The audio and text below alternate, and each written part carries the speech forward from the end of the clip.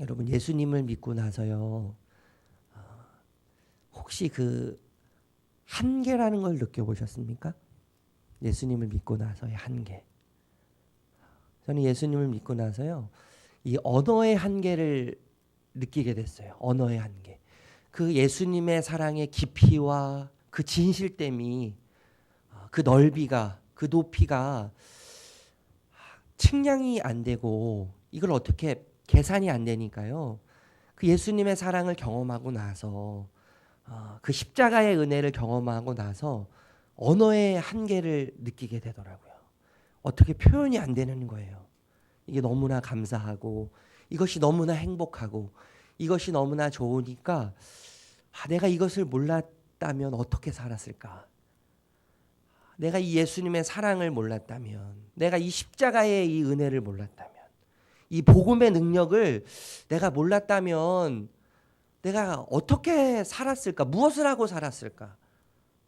이런 걸 생각하면 이 언어의 한계가 느껴지죠. 언어의 한계.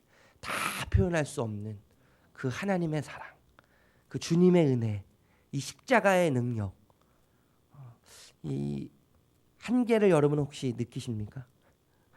이 한계. 이 한계를 마음껏 누리시길 바라요. 이 변함없는 주님의 사랑. 매일매일 새로운, 아침마다 새로운 이 주님의 은혜. 그럼 이것이 얼마나 우리를 살리고 우리를 숨쉬게 만들고 우리의 삶에 여유를 주는지요. 이 사랑이 표현이 안 돼요. 표현이요. 말로 할 수가 다 없어요. 오늘 말씀에 보면 예수님께서도요. 하나님의 나라에 대해서 표현을 하시는데 한계를 느끼시는 것 같아요. 한계. 인간의 언어의 한계. 또 이 언어로 표현했을 때에 그것을 받아들이는 무리들과 제자들이 겪을 수밖에 없는 한계. 이해하는 범위의 한계를 예수님이 느끼셨던 것 같아요. 그래서 하나님의 나라에 대해서 말씀하시는데요. 계속 비유로 말씀하시는 거예요. 33절에 보니까 예수께서 이러한 많은 비유로 그들이 알아들을 수 있는 대로 말씀을 가르치시되 이해할 수 있는 방법을 동원하시다 보니까 많은 이야기를 비유로 하셨다는 거예요. 비유로. 또 비유가 아니면 말씀하지 아니하시고 다만 혼자 계실 때에 그 제자들에게 모든 것을 해석하시더라. 예수님과 함께 따라다녔던 제자들 모든 것을 버려두고 예수님을 가장 가치 있는 것으로 여기고 예수님을 따라간 그 제자들도요. 예수님이 말씀하시는 것을 이해하지 못했어요.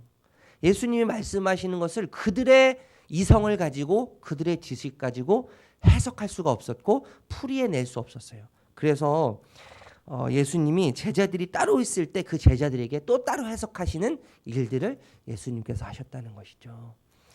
이 한계, 예수님께서는 이 한계를 느끼셨어요. 그래서 여러분 오늘 표현에 보면 26절과 31절에 보면요. 하나님 나라는 무엇과 같으니 계속 무엇과 같다 이렇게 비유하시면서 말씀하고 계시지 않겠습니까? 오늘 우리가 읽은 본문에 보면 하나님의 나라에 대해서 예수님께서 두 가지 비유를 하세요. 첫 번째는 스스로 자라나는 씨에 대한 비유, 두 번째는 겨자씨에 대한 비유예요. 26절에서 29절에 보면 첫 번째 스스로 자라나는 씨에 대한 비유를 하십니다. 여러분 하나님의 나라는 26절에서 29절에 말씀하고 계시는 하나님의 나라는 초인적이세요. 초인적. 우리의 인간의 어떤 한계를 초월하시는 초인적인 능력이 있어요. 또 초감각적이에요. 우리의 감각으로 다 경험되어질 수 없고 이해할 수 없고 또 눈으로 볼 수 없는 그러한 것들이죠. 초인지적이에요. 그래서 27절 28절에 보면 이런 표현 있지 않습니까? 밤낮 자고 깨고 하는 중에 씨가 자라나되 어떻게 글이 되는지 알지 못하느니라. 여러분 이 농부가요 씨앗을 뿌리기 위해서 얼마나 많은 것을 준비하겠어요. 땅도 갈고요. 여러분 대충 씨를 사겠습니까? 좋은 씨 보고 또 보고 해서 좋은 씨를 살 거란 말이에요. 비료도 쏟아 부을 거고요. 이 씨를 뿌리기 위해서 수많은 노력을 하겠죠. 그런데 여러분 밤낮 자고 깨는 중에 씨가 자라나는데 어떻게 자라나는지 알 수 없다고 이야기해요. 또 땅이 스스로 28절에 보면 땅이 스스로 열매를 맺되 씨가 자라나는데 어떻게 그리 되는지 알지 못하고 이것이 어떻게 자라나고 또 이게 어떻게 열매가 되는지 알 수 없다는 것이죠. 그래서 하나님의 나라는 초인적이고 초감각적이고 초인지적이에요. 반면에 여러분 이것은요 감각적입니다. 우리 인간을 초월하는 것. 하나님의 나라는 우리 인간을 초월하고 우리의 감각을 초월하고 우리의 인지를 초월하지만 동시에 하나님의 나라는요 감각적이에요. 느낄 수 있다는 것이죠. 또 굉장히 현실적입니다. 그래서 여러분 말씀에 보니까요 땅이 스스로 열매를 맺어서 어떻게 자라나는지 알지는 못하지만 처음에는 싹이 나서 이삭이 되고 또 이삭이 자라서 곡식이 되고 열매가 되고 그 열매가 익어서 추수할 때가 된다는 거 아니에요. 그 자라나는 과정이 이해되지 않고 볼 수는 없지만 그것이 싹이 나는 것을 볼 수가 있고요. 그리고 이삭이 되는 것을 볼 수가 있고 곡식이 돼서 열매가 되는 것을 눈으로 볼 수 있다는 것이죠. 하나님의 나라는 참 신비롭습니다. 초인적이고 초감각적이고 초인지적인 동시에 또 감각적이에요. 그리고 현실적이에요. 하나님의 나라는 우리의 모든 것을 다 현실을 초월하지만 우리 현실 가운데 임재하는 하나님의 나라. 우리가 경험하고 우리가 느낄 수 있는 하나님의 나라라는 것이죠. 여러분 이 스스로 자라는 씨를 통해서 하나님의 나라는요. 인간의 노력, 인간의 어떠함을 통해서 하나님의 나라가 임재한다는 것이 아니라는 것을 이야기하고 있어요. 하나님의 나라는 하나님에 의해서 이루어지는 거예요. 우리의 어떠함과 상관없습니다. 우리의 어떤 노력과도 상관이 없어요. 하나님의 나라는 하나님께서 이루시는 나라예요. 여러분 이게 참 은혜가 되지 않아요? 내 노력, 내 어떠함 때문에 하나님의 나라가 임한다면 여러분 저는 꼴찌일 거예요. 꼴찌. 하나님의 나라를 내가 어떠함 때문에 능력 때문에 내가 어떠한 존재라는 그 자격이 있고 조건이 된다면 저 같은 사람은 하나님의 나라를 경험하는 데 있어서 꼴찌가 될 거예요. 꼴찌가요. 그 인간의 어떠함 때문에 하나님 나라를 경험할 수 있다면 여러분 살아생전에 하나님 나라를 여러분 경험할 수 있으시겠어요? 그런데 여러분 하나님의 나라는 내 어떠함 때문에 경험되는 게 아니에요. 나의 어떠함 때문에 나의 어떤 자격이나 나의 어떤 조건으로 인해서 하나님의 나라가 나에게 임하는 게 아니에요. 하나님의 절대적인 주권에 의해서 하나님의 절대적인 계획에 의해서 이루어지는 것이 하나님의 나라라는 것이죠. 두 번째 여러분 겨자씨의 비유를 보니까요. 하나님의 나라는 굉장히 초라하게 시작돼요. 겨자씨의 비유 아닙니까? 겨자씨는 유대인들이 알고 있는 가장 작은 것을 비유할 때 겨자씨의 비유를 합니다. 물론 여러분 겨자씨보다 더 작은 씨가 있었다고 해요. 그런데 여러분 도움말 옆에 도움말에 보니까 지름이 1mm에서 2mm 아주 작은 그런 겨자씨 아니겠습니까? 유대인들에게 가장 작은 것을 비유할 때 이 겨자씨란 비유를 쓰는데 하나님의 나라는 겨자씨와 같다고 이야기하는 거예요. 초라하고 연약하고 또 가장 보잘것없는 겨자씨와 같은 하나님의 나라. 그러나 여러분 이것이 어떻게 돼요? 자라고 커지며 32절에 자라고 커진다 이렇게 이야기해요. 생명력이 있다는 것이죠. 하나님의 나라는 보잘것이 없고 연약하고 초라하지만 여러분 이 겨자씨와 같은 하나님의 나라지만 그 속에 생명력이 있다는 거예요. 생명력. 그래서 어떻게 됩니까? 이 겨자씨의 비유는 무엇을 이야기해요? 시작은 작고 초라하지만 왕성케 되는 하나님의 나라. 그래서 공중의 새들이 그늘에 깃들일 만큼 커지는 하나님의 나라. 왕성한 하나님의 나라. 막지 못하는 하나님의 나라를 겨자씨의 비유를 통해서 이야기하고 있는 것이죠. 여러분 예수님 믿는다는 것은 무엇일까요?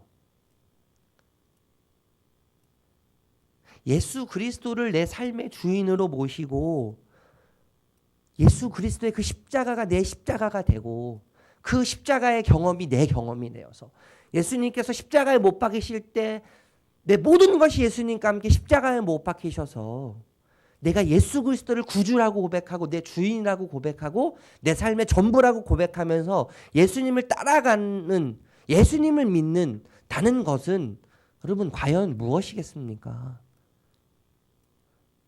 예수님 믿는다는 건 여러분 우리 삶에 어떤 의미입니까?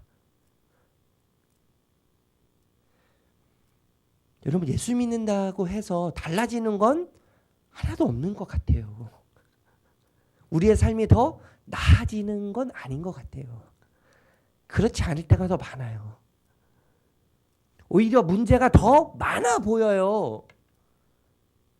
여러분 예수님 일장에서 우리가 보았지만요. 예수님을 따라가는 제자들의 삶 여러분 보세요. 달라지는 게 뭐 있어요? 눈앞에 새로워지는 변화되는 것, 급작스럽게 변화되는 것들이 여러분 제자들의 삶 속에 뭐 있었습니까? 어쩌면요 예수님을 믿는다는 것은요 제자들의 예수님을 따랐던 제자들처럼 버려야 될 것들이 더 많이 우리에게 존재하는지도 모르겠어요. 내가 가장 소중히 여겼던, 내가 가장 가치 있게 여겼던 배와 그물을 버려두고 아버지와 가족을 버려두는, 나를 즐겁게 만들었고 나를 행복하게 만들어 주었던, 내 삶에 만족을 주었던 그 어떤가를 포기하고 무언가를 버려야 되는 것이 예수님을 따라가는, 예수님을 믿는 삶일지도 모르겠어요. 예수님을 믿는다고 해서 당장 내 눈앞에 여러분 씨를 뿌린다고 해서 그것이 바로 열매가 되지는 않죠. 여러분 예수 믿는다고 해서 씨를 뿌린다고 해서 바로 열매가 맺어집니까? 과정이 있지 않습니까? 과정이. 씨를 뿌려야 되는, 뿌리려고 하는 그 뿌림을 준비하는 과정, 힘든 땀을 흘리는 과정이 반드시 있어야 되는 거죠. 여러분 예수 믿는다고 이게 달라지지 않아요. 여러분 예수 믿는다고 해서 겨자씨가 무슨 고래만한 씨가 되는 거예요? 그렇지 않지 않습니까? 겨자씨는요 그 겨자씨 그 모습대로 있어요. 예수님 믿는다고 달라지지 않아요. 변함이 없어요.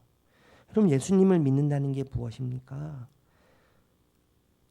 여러분 예수 믿는다고 해서 씨를 뿌리는 수고가 없어진다는 게 아니지 않습니까? 달라지는 건 하나도 없어요. 변화되는 건 하나도 없어요. 어쩌면 예수님을 믿는 것 그 자체가 여러분 우리의 삶을 더 얽매이게 만들고 우리의 삶을 더 좁은 길로 가게 만들고 우리의 삶을 더 십자가를 지게 만드는 길이 될지도 몰라요. 예수 믿는다고 달라지는 건 하나도 없어요. 예수 믿는다고 갑자기 무슨 로또가 맞아져서 로또를 당첨되는 그런 일이 벌어지지 않아요. 똑같아요, 여러분. 오늘 여러분 이 하나님 나라를 예수님께서 비유하시면서 사람이 씨를 땅에 뿌리는 것, 굉장히 일상적인 삶 아닙니까? 지극히 일상적인 삶. 여러분 겨자씨는 뭐예요? 너무나 작고 초라하고 보잘것없는 것을 말하는 거 아니에요? 여러분 예수님께서 사람이 씨를 땅에 뿌리는 삶에 비유하시면서 천국을, 하나님의 나라를 겨자씨에 비유하시면서 여러분 어쩌면요 우리는요 똑같이 매일 반복되는 삶, 사람이 씨를 땅에 뿌리는 이 땀을 흘리는 또 동일한 어제와는 똑같은 그러한 삶을 살아가는 우리의 모습일지 모릅니다. 밤낮 자고 깨는 똑같은 생활이 반복되는 그러한 삶을 여러분 우리가 살아가고 있지 않아요, 여러분? 달라지는 것이 하나도 없어요. 매일 출근해야 되고요. 매일 밥해야 되고요. 설거지해야 되고요. 밥해야 되고 빨래해야 되고 빨래 널어야 되고요. 아이들에게 잔소리해야 되고요. 어떻게 보면 가장 저희 아내가 저한테 늘 가끔 하는 말, 늘은 아니지만 가끔 하는 말, 나의 모든 스트레스는 당신이야. 여러분 변하는 게 없어요. 늘 일상적이에요. 어떻게 보면 여러분 우리의 삶은요 겨자씨 한 알과 같아요. 보잘것없어요. 굉장히 초라합니다. 굉장히 연약해요. 아무것도 아닌 것 같아요. 그러나 여러분 예수님이 하나님 나라를 비유하실 때 그 반복되는 그 일상 가운데 임재하는 하나님의 나라, 그것을 말씀하시는 거 아니겠어요? 보잘것없는 나약한, 연약한, 미약한, 초라한, 아무것도 아닌 것 같은 나와 같은 사람에게 우리의 그 일상적인 생활, 사람이 씨를 뿌리는 그 일상적인 생활이지만, 매일매일 자고 깨고 일어나는 똑같은 생활이지만, 별 볼 일 없는 것 같은 나의 일상생활이지만, 겨자씨와 같이 초라하고 나약하고 작은 그런 겨자씨와 같은 모습이지만, 사람이지만, 그런 존재이지만, 그것을 통해서 임하신 하나님의 나라를 예수님께서는 약속하고 계시는 거예요. 그 하나님의 나라를 우리 일상생활에서 경험할 수 있다는 것을 우리에게 이야기하는 거 아니겠습니까? 겨자씨와 같이 초라한 우리의 삶이지만, 우리의 모습이지만, 여러분, 그 초라한 모습 가운데 하나님의 나라를 우리 예수님께서 우리에게 약속하고 있는 말씀 아니겠어요? 여러분, 똑같이 반복되는 삶이지만, 여러분 돌아가셔서 또 밥하셔야죠. 애들 깨워서 또 학교도 보내야 되죠. 빨래도 또 돌려야 되죠. 청소도 또 해야 되죠. 그렇지만 여러분, 그 일상 중에 임하시는 하나님의 나라, 여러분 그 나라를 경험하시는 여러분이 되셨으면 좋겠어요. 그 일상 가운데 우리가 감히 생각할 수 없는 하나님의 나라. 여러분, 하나님의 나라는 무엇을 의미해요? 하나님의 동행 아니에요? 하나님의 주권이 실현되는 곳, 하나님의 주인된 권리가, 내가 주인이 아니라 내 삶의 주인이 하나님이십니다. 내 전부가 주님이십니다. 내 전부가 고백되어지고 내 모든 것의 주인이 우리 하나님 되십니다. 우리 주님 되십니다라고 하는 고백이 우리 삶 가운데 있어질 때 하나님의 나라를 경험하는 거 아니겠어요? 그 삶이 여러분 얼마나 복이 있습니까? 그 삶이 여러분 얼마나 복됩니까? 매일매일 반복되는 삶이지만, 매일매일 속 썩이는 남편이지만, 매일매일 스트레스 되는, 매일매일 스트레스 쌓이는 가정이지만, 여러분 그곳에서 하나님 나라가 임하는 거예요. 매일매일 반복되는 나의 회사 생활 가운데, 나의 일상생활 가운데, 아무도 알아주지 않을 것 같은 겨자씨와 같은 초라하고 연약하고 보잘것없는 나의 일상생활, 나와 같은 존재이지만 하나님의 나라를 우리는 경험할 수 있는 것이죠. 여러분, 그 하나님의 나라를 경험하시는 오늘 하루가 되시기를 주님의 이름으로 축복합니다. 여러분, 그거 이상이 뭐가 있겠습니까? 하나님의 나라를 경험하는, 하나님의 임재를 경험하고 하나님의 동행을 경험하고 하나님이 나와 함께 하시는 것을 경험한다면, 여러분 더 이상 바랄 것이 뭐가 있겠어요? 더 이상 의미 있는 것이 뭐가 있겠습니까? 그 하나님의 나라를 경험할 수 있는 저와 여러분이 되시기를 예수님의 이름으로 축복합니다. 기도하겠습니다. 하나님, 주님이 참 좋습니다. 주님을 사랑합니다. 하나님, 오늘 말씀을 통해서 사람이 씨를 땅에 뿌리는 그 삶, 또 밤낮 자고 깨는 그 일상생활 가운데 느낄 수는 없고, 때로는 볼 수 없고, 또 때로는 만질 수 없지만, 그 가운데 그 씨가 자라나서 열매가 되어서 추수할 때가 이르는 것을 보게 됩니다. 또 겨자씨와 같이 보잘것없는 나약한, 연약한 그러한 존재가 그런 씨가 자라나서 커지게 되면서 결국엔 공중의 새들이 그 그늘에 깃들 만큼 커지게 되는 것을 우리가 보면서 하나님의 나라를 생각하게 됩니다. 주님, 우리의 삶이 씨를 뿌리는 사람과 같이 밤낮 자고 깨는 일상의 생활을 매일매일 살아가는 우리의 삶이지만, 또 때로는 겨자씨와 같이 연약하고 보잘것없는 나약한 그러한 삶은 우리가 살고 있지만, 하나님, 그곳에서 하나님의 나라를 경험하게 될 줄로 믿습니다. 그곳에서 하나님의 통치와 하나님의 다스림과 하나님의 임재와 하나님의 함께하심을 누리는 우리의 삶이 될 줄로 믿습니다. 오늘 하루의 삶의 주인이 우리 주님만 되시기 원합니다. 나의 삶을 주님만 다스려 주시기를 원합니다. 매일매일 반복되는 삶 가운데 남이 알아주지는 않지만, 그래서 우리의 입술이 불평이 나오고 불만이 나오고 때로는 한숨이 나오고 한탄 섞인 소리가 나온다 할지라도 그 순간에 주님을 기억하게 해주십시오. 하나님의 나라를 기억하게 해주십시오. 그 삶의 현장 가운데 임하는 하나님의 나라, 하나님의 주권, 하나님의 임재와 하나님의 다스림과 하나님의 통치가 우리의 삶에 충만히 임해서, 가득 임해서 오늘 하루도 그 하나님을 경험하고 하나님의 나라를 이루는 우리의 삶이 되게 하여 주시옵소서. 예수님의 이름으로 기도합니다. 하늘에 계신 우리 아버지여,